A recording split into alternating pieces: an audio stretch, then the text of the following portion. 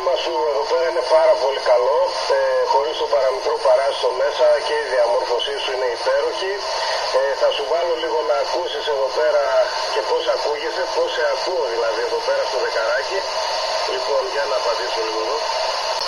Εγώ απλώς ήταν τόσο τα σκηνιά, ξέρω. Όλα ήταν μονταρισμένα και εντάξει ρύθμισα λίγο και το μήκος ανάλογα που θες να πέφτει το κέντρο. Αλλά αυτή είναι η κατάσταση. Δεν υπάρχει πιο απλό δηλαδή πράγμα over.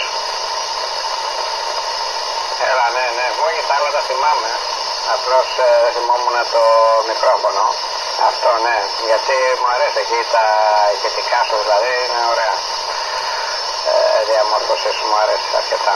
Λοιπόν, αυτό είναι παλιό μικρόφωνο, ναι. Τώρα δηλαδή, εντάξει είναι σπάνιο να το βρεις, αλλά και να το βρεις θα πουλάνε ακριβά αυτά. Βέβαια, όταν είχα τις 8-10 παλιά, έπρεπε πάνω από τα 300 βάτ να βάλω παλού. Μέχρι τα 300 έπαιζε και τα 200 και μάλιστα δεν είχε προβλήματα σοβαρά. Ισχύει, ας πούμε, μετά θέλει, δεν μπορείς να κάνεις συμμετρητή κεραία και να παλουνάρεις με το καλώδιο και αυτά. Πρέπει να βάλεις παλούν οπωσδήποτε και μεγάλη ισχύω, γιατί επιστρέφει λίγο να επιστρέψει από τα 800 βάτ. Καταλαβαίνεις τι γίνεται, αλλά μέχρι το 300 μπορεί να το παίξεις χωρίς παλού. Γιατί να τον δείξεις την αγάπη σου. Δεν είναι μενέλα, έλα, πιλιουνιού, S4 November Lima Delta, έλα, μενέλα. Έτσι ακριβώς. Τι να κάνουμε ρε παιδιά. Υπομονή, 3-7-50. Δεν βλέπω κίνηση, μπορεί να πήγανε στο γήπεδο.